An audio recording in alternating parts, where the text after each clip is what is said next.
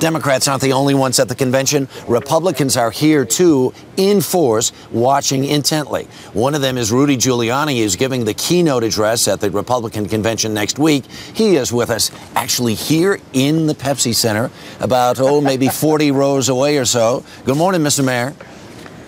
Good morning.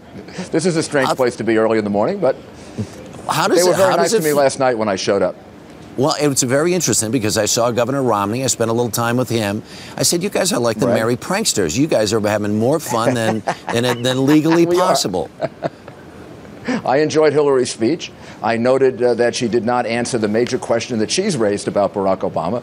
She's the one who said during the primary that he's not prepared to be president of the United States, as Joe Biden did. And nowhere in that speech did she answer that question about his character, his ability to lead, the things that are really at issue here.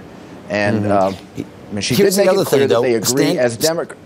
But standing in this building and feeling the enthusiasm, don't you think Republicans have something to worry about?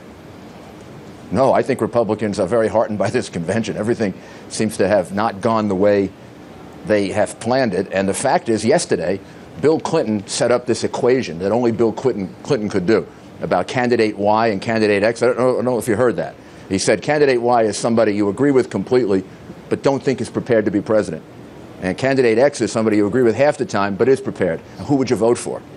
It sounded to me like Hillary Clinton was talking about candidate Y last night and never answered the question about is he prepared to be president. And until she does, you're going to have a lot of Hillary Clinton supporters that are either not going to vote, I talked to some of them here, or are going to vote for John McCain. Mayor, I don't remember any precedent for this, where I've actually seen very, very high-profile members of the opposition party literally in the same building during the convention. You're here. We're going to talk to you. Well, you know, I was there 4 years ago, the morning of John Kerry's speech, you know, the one where he reported for duty. I was on the floor of the Democratic convention then, too. So this is my second one. And Democrats came to our convention in New York. So this change in tradition goes back at least one campaign.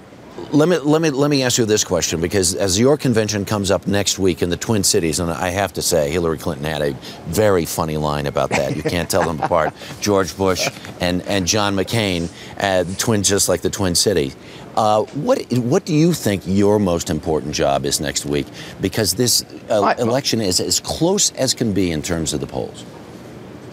My most important job is to talk to the Republican convention and the people from the heart. I mean, John has been a friend of mine for 20 years. He's been someone that I consider a hero. Even when I ran against John, I announced that if I wasn't running, I'd be supporting him. So my job is to explain to the American people why John McCain would be so much more effective a leader than Barack Obama, who has no experience. Mr. Mayor, we thank you for your time this morning. Take care. I will. I'll be safe. You be safe, too. Take care. All right.